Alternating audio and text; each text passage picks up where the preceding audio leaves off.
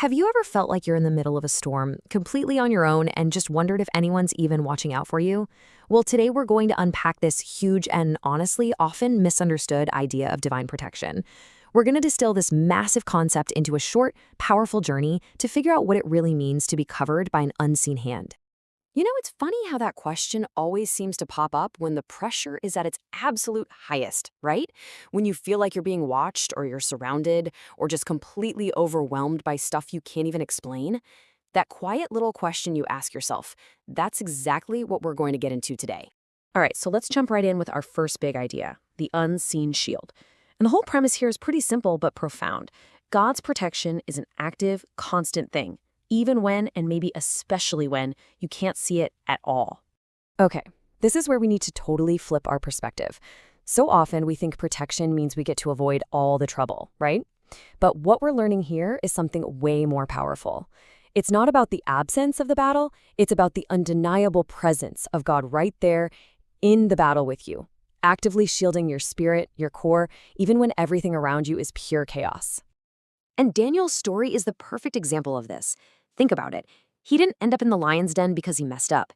He landed there precisely because he was so faithful. The battle got more intense because of his integrity. And God's protection? It wasn't about keeping him out of the den. It was about showing up inside it and shutting the mouths of the very things designed to tear him apart. Wow. I mean, this quote really gets to the heart of that whole unseen shield idea, doesn't it?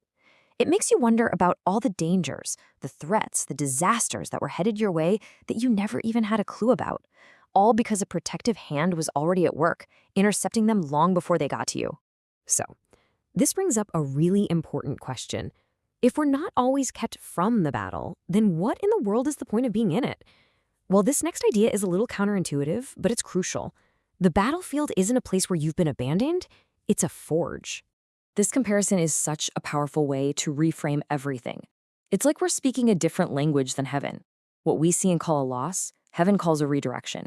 What feels like a painful rejection is actually divine protection, saving you from something that wasn't right for you. A disappointment is actually positioning. A delay isn't a no, it's just preparation. So the key is realizing our perspective needs a little translation. And this is just the perfect metaphor for it. Picture the Israelites. They are completely trapped.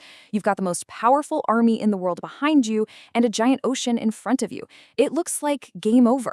But that barrier, the Red Sea, it wasn't really an obstacle. It was a shield.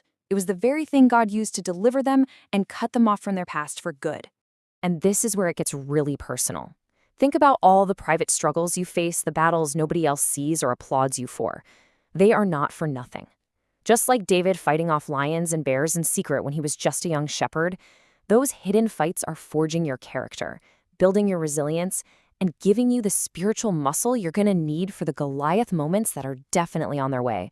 So now that we've seen how God protects and prepares us on the outside, the journey has to turn inward, because this whole process of trusting Him isn't just about surviving external battles. It's about the deep emotional and spiritual healing of our past wounds. Healing isn't some big mystery. It's a process. And the path is laid out so clearly here. It starts with just raw honesty, like Hannah weeping her heart out in the temple. Then it moves to actually receiving care when you're just exhausted, like Elijah being fed by an angel. And then there's this huge release of stored-up pain, like when Joseph finally weeps in front of his brothers. And then the final, crucial step, redefining who you are and separating your identity from the pain you've been through. And this is so, so important to get. The healing, it's not the final destination, it's the preparation. The restoration isn't just to make you feel comfortable, it's to awaken you to a whole new level of purpose. It's the launching pad for what's next.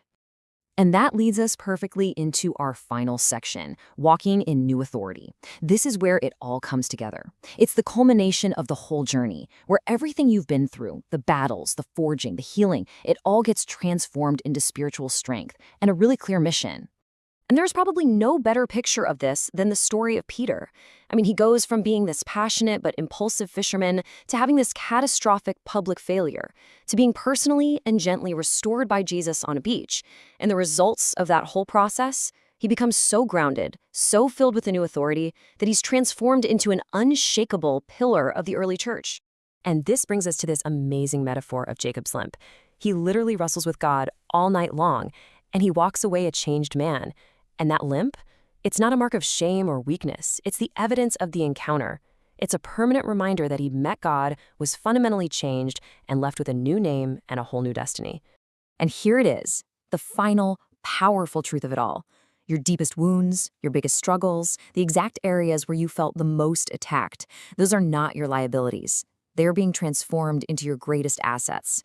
They become the source of your deepest compassion, your sharpest wisdom, and your most powerful ability to help other people. So, as we close out, let's just sit with this question for a moment. This whole journey, the protection, the forging, the healing, it was never just about getting you through to the other side. It was about shaping you for something more.